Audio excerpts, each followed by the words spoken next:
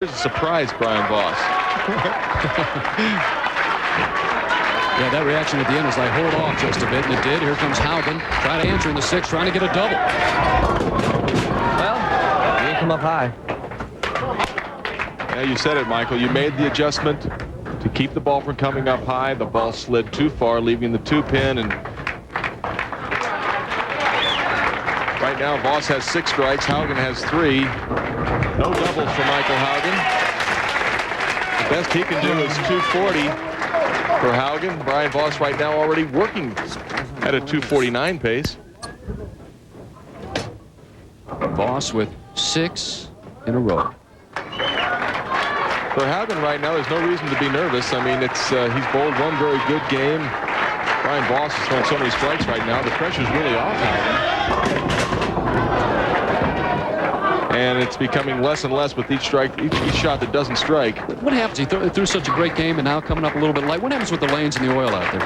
Well, I think it has a lot to do with, we see the ball just coming in a little light, leaving the two-pin. It has a lot to do with maybe the gentleman sitting down to his right, Brian-Voss. He's bowling a seasoned veteran, a Hall of Famer, and I know from personal experience that I've gone from shooting 250 one game to shooting 150 the next, and it does not take very much in just maybe a little change in speed or the way the ball comes off your hand, and all of a sudden you go from having the entire lane to having nothing. Voss in the 7th frame. Nothing but X's up there. Making another one. And $10,000 extra payday for 300. I just had to bring it up. 7th frame. I think it was very appropriate to bring it up then. Most of the players played the deep inside angle that Voss is playing right here. Great shot once again. Time to get excited. You know, we talked earlier about his sense of history. Well, how about the history of shooting a 300 game? You know, he would love to add that to an already stellar career with all the accomplishments he's had. 8th frame, Voss.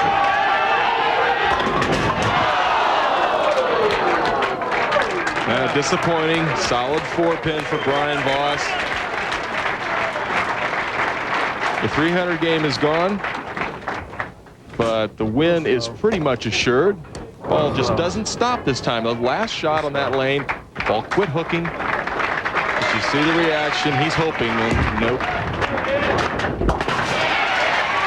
Picks it up, so Voss going at a 259 pace. He's looks pretty good here in this second match. Brian Himmler awaits the winner of this match. We'll be back with more of the Albuquerque Open in a minute. We're here in match 2, Marshall. Well, the best he can do is 229 right now. Brian-Voss working at a 259 pace. You know, Phil, the oil was a little shorter this week, 4 feet shorter than it was last week. And what that did was it made things difficult in the morning because the backend's hooked a lot. Speaking of hooking a lot, that needs to. Well, that didn't work. At least he's making adjustments and he's keeping himself It's not a good idea. in a good frame of mind. You know, not beating himself up. Well, you learn from this experience, don't you? Absolutely. And Michael is certainly, he's not short on confidence. Certainly look to see him back here in the coming weeks.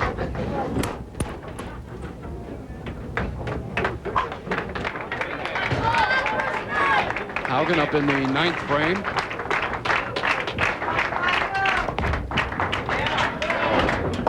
Tried something a little bit different. I'm not sure why he would move on lane 23. He hasn't missed on that one but one time. We take a look at Michael-Haugen with a little bit of fortuitous 6-pin tripping. Is that a penalty? Not at all. Voss in the 9th. Boy, he's so smooth. Not today. Boy, just beautiful to watch. Brian-Voss is Michael-Haugen congratulates Voss as he sits on the chair. So Voss will move on to face another exciting player, Brian Himmler. And Brian Himmler has bowled in a lot of telecasts. Hasn't had his first title yet, but certainly a veteran of television bowling in a short period of time on tour.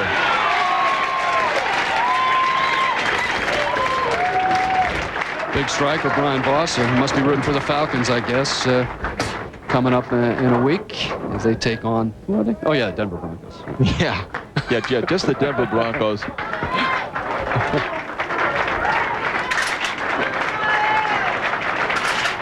Brian-Voss, possible 279. Willie Strike. There's your 4-9. Then next week, we'll be in Dallas. Perfect warm-up prior to the Super Bowl. Should be great bowling in Dallas and an exciting Super Bowl in Miami. So Brian-Voss, 260 plus, and he's going to give it a go. Asking the crowd, and they say, yeah. If he makes it, 267. Miss. If he gets one, 266. Not really a big problem for Brian-Voss. Great game. Well, one step closer to winning his 21st PBA title. But you got a couple of tough young kids up in front. Brian Himmler and then Chris Barnes on top. Yeah, he moved in on the right hand. Looked as if Michael-Haugen needed to play in on the right-hand lane and out on the left-hand lane. And he has learned something from this match against Brian-Voss. Another good looking young player out here on tour, Marsh. Well, we've got a bunch of them.